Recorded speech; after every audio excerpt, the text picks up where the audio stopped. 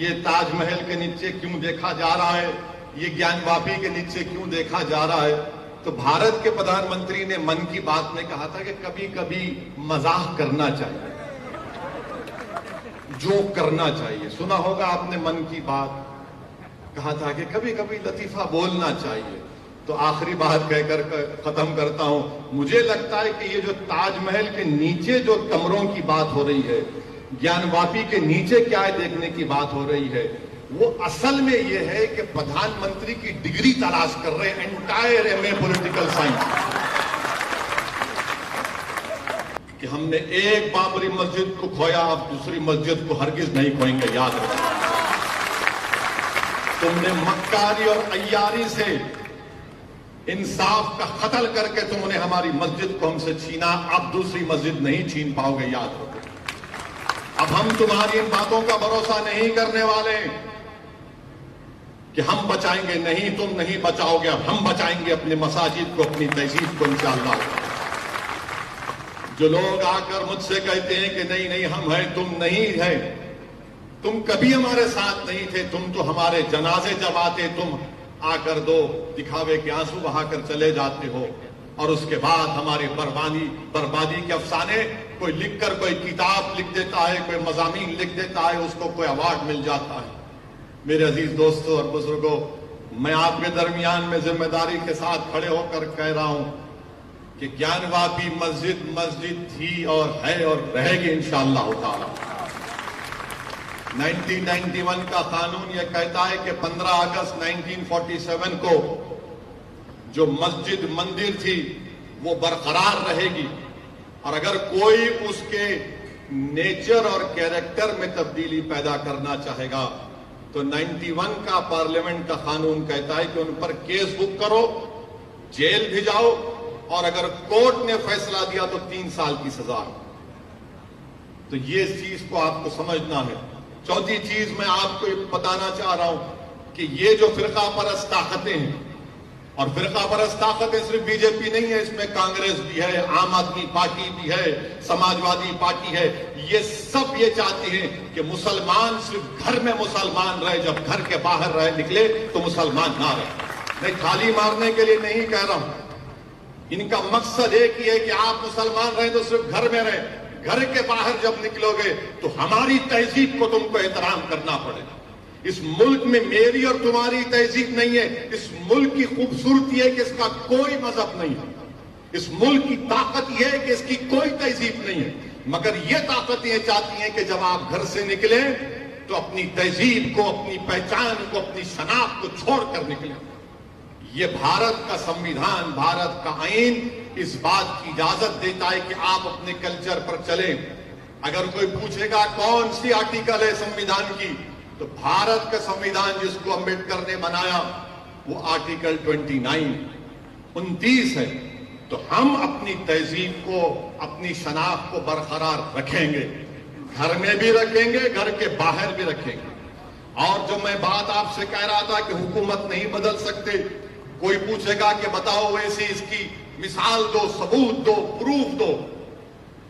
گیان واپی مسجد کا مسئلہ چل رہا ہے, کیا کانگریس بولتی ہے؟ کیا سماجوادی پارٹی بولے گی؟ کیا بی ایس پی بولے گی؟ کوئی نہیں, سب خاموش بیٹھے ہیں. یہ اس لیے خاموش بیٹھے ہیں کہ آپ کا ووٹ بینک نہیں ہے, آپ کا ووٹ بینک نہیں ہے, نہ آپ کا ووٹ بینک تھا کبھی. یقیناً مجھے اندازہ ہے کہ میرے آج کی اس تقریر کے بعد شام میں 6 بجے سے ہمارا نکاح شروع ہو جائے گا. تو روز کی عادت ہے, بغیر ہمارے دکھائے ان کا ٹی وی بکتا نہیں ہے. مگر سچائی یہی ہے. کیوں نہیں بولتے بھائی آپ؟ اگر آپ بی جے پی سے علیحدہ ہیں, مختلف ہیں, تو بولو نا, بولیے. نہیں بولیں گے, اس لیے نہیں بولیں گے کہ ان کو معلوم کہ مسلمان, ان کو ہم نے مسلمانوں کے ذہنوں کو خرید لیا سمجھتے. ان کو صرف ڈراؤ اور ان سے صرف کہو کہ حکومت بدلنا ہے. حکومت بدلنا, کہ اگر چیف منسٹر کسی کو بننا ہے, کسی کو پردھان منتری بننا ہے, تو اس کو بھارت کو بچانا ہے. اگر وہ اپنی پارٹی کو بچائے گا تو بھارت کمزور ہو جائے گا, یاد رکھو. اگر بھارت کو مضبوط رکھنا ہے تو یہاں پر بسنے والے ہر شخص کو عزت کی زندگی کے ساتھ جینے کا موقع ملنا چاہیے. یہ کیسے ہو سکتا ہے کہ جس کا ہاتھ کٹا ہوا ہے اس کے آپ دکان کو توڑتے ہیں؟ جو 75 سال کا بوڑھا ہے اس کو مار مار کر کہتے ہیں کہ تم نے پتھر پھینکا. یہ کون سی عزت ہم کو دی جا رہی ہے کہ بغیر کوئی قانونی کارروائی کے ہمارے گھروں کو توڑ دیا جاتا ہے؟ مسجد کے سامنے کی گیٹ کو توڑ دیا جاتا ہے. بازو دوسری عبادت گاہ ہاتھ نہیں لگایا جاتا. خبر کو مسمار کر دیا جاتا. سامنے کسی اور کی عبادت گاہ ہے. بھارت کی دارالحکومت دلی میں کچھ نہیں کیا جاتا اور کوئی نہیں بولتا. کوئی نہیں بولتا. ہم جب دلی میں تھے میں گیا تو رات میں کسی نے مجھ سے کہا کہ کیا اویسی تم بھی نہیں آؤ گے؟ میں نے کہا میں آیا اسی لیے ہوں. تو بولے آپ آ کر جاؤ, اس مسجد میں آؤ.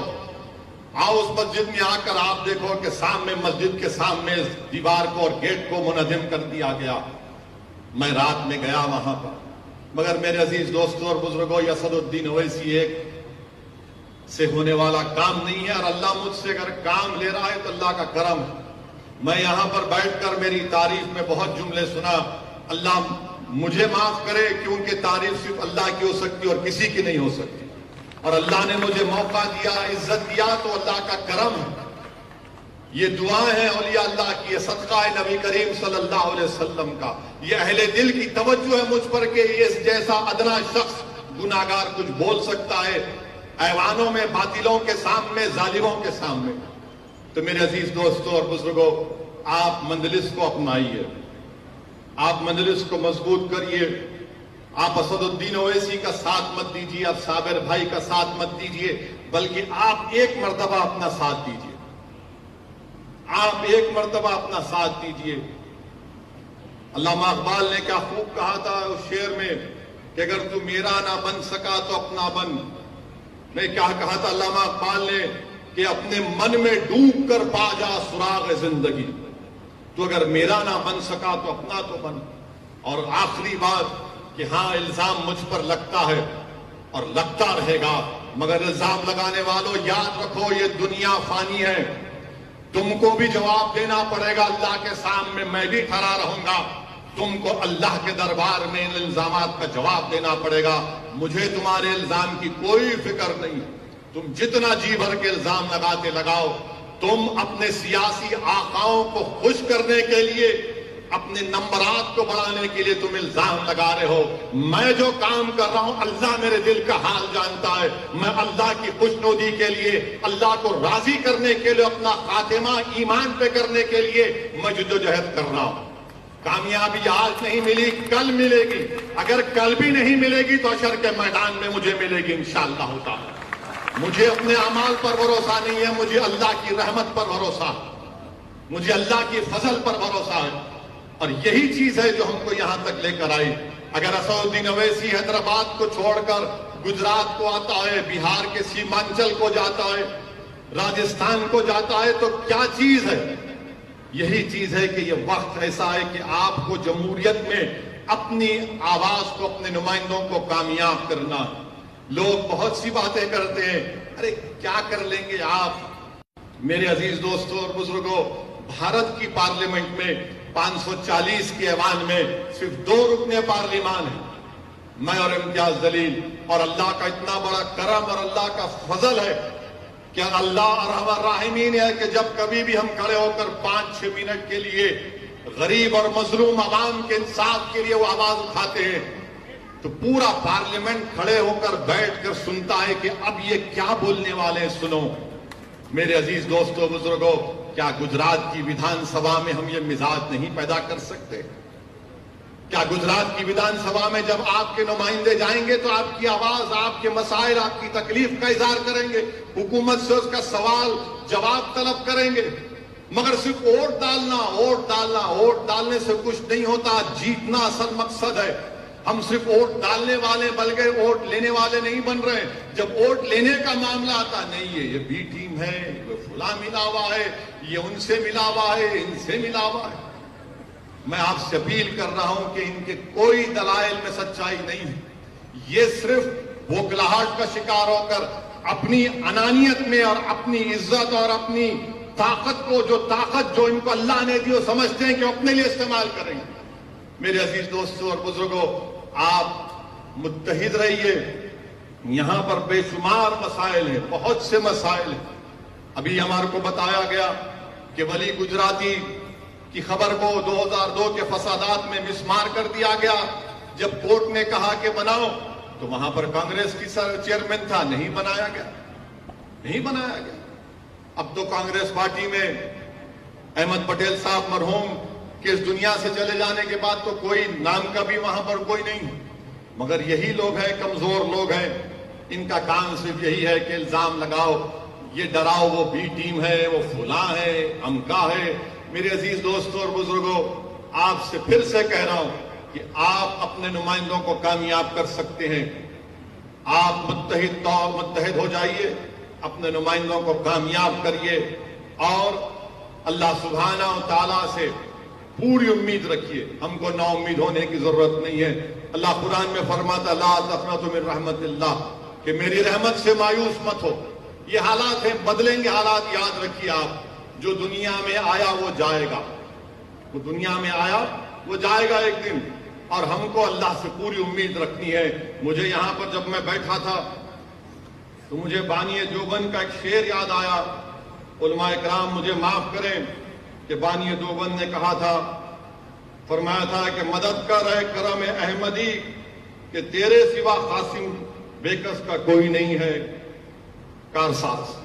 میرے عزیز دوستوں اور بزرگوں، ہم کو اپنے اللہ سے رشتے کو، رسول اللہ صلی اللہ علیہ وسلم سے نسبت کو مضبوط رکھنا، اور جب یہ رشتہ مضبوط ہوگا، ان تمام لوگوں کے چہرے آپ کے سامنے آ جاتے ہیں جو مختلف باتیں کرتے ہیں، مختلف پروگرام ان کے ہیں، مگر اب یہ جو ملک میں جو مسائل ہیں، یاد رکھیے میری اس بات کو، یہ اندھیری رات لمبی رہنے والی ہے، یہ اندھیری رات لمبی رہنے والی ہے۔ اگر اس اندھیری رات میں آپ کو چراغ جلانا ہے تو آپ ایک سیاسی نمائندوں کو کامیاب کریے جو آپ کی آواز بن کر جائیں گے، جو آپ کے مسائل کو اٹھائیں گے۔ اللہ ہی جانتا، غیب کا حال تو اللہ جانتا ہے، مگر جو ہم کو سمجھ میں آ رہا ہے، یہ حالات اور بڑھیں گے، یہ تمام چیزیں اور بڑھتی جائیں گی، مگر ہم کو ہمت کو بلند رکھنا ہے۔ اور میں ختم کرنے سے پہلے مجھے کسی نے ایئرپورٹ پر پوچھا کہ یہ ڈیمولیشن کیوں ہو رہا ہے، یہ تاج محل کے نیچے کیوں دیکھا جا رہا ہے، یہ گیان واپی کے نیچے کیوں دیکھا جا رہا ہے؟ تو بھارت کے پردھان منتری نے من کی بات میں کہا تھا کہ کبھی کبھی مزاح کرنا چاہیے، جو کرنا چاہیے۔ سنا ہوگا آپ نے من کی بات، کہا تھا کہ کبھی کبھی لطیفہ بولنا چاہیے۔ تو آخری بات کہہ کر ختم کرتا ہوں، مجھے لگتا ہے کہ یہ جو تاج محل کے نیچے جو کمروں کی بات ہو رہی ہے، گیان واپی کے نیچے کیا ہے دیکھنے کی بات ہو رہی ہے، وہ اصل میں یہ ہے کہ پردھان منتری کی ڈگری تلاش کر رہے ہیں، entire M A political science. Degree تو ملتی نہیں ہے، تو بولے نہیں تاج محل کے نیچے ہوگی۔ بھائی بھارت کا پردھان منتری تاج کے نیچے ہوگی، بھارت کا پردھان منتری گیان واپی کے نیچے ہوگی۔ پردھان منتری سیریس مت لیجئے، دل پہ مت لیجئے، ورنہ پھر کوئی انکاؤنٹر ہو جائے گا۔ اور میڈیا والوں سے ہی بول رہے کہ ہم نے جوک کیا، آپ کے بادشاہ سلامت کے تعلق سے مذاق کیا، دل پہ مت لیجئے۔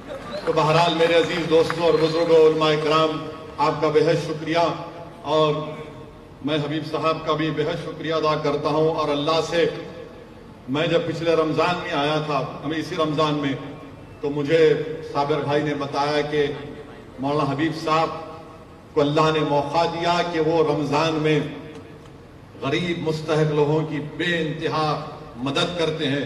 میرے اللہ سے دعا ہے کہ اللہ سبحانہ و تعالیٰ آپ سے اور کام کرے اور خوب آپ مدد کریں، اور اللہ آپ کی حفاظت فرمائے، اللہ آپ کے تمام ساتھیوں کی حفاظت فرمائے، اور اسی طریقے سے آپ کام کرتے جاری رکھیں۔ آپ کا پھر سے بہت بہت شکریہ حبیب صاحب۔ السلام علیکم ورحمۃ اللہ۔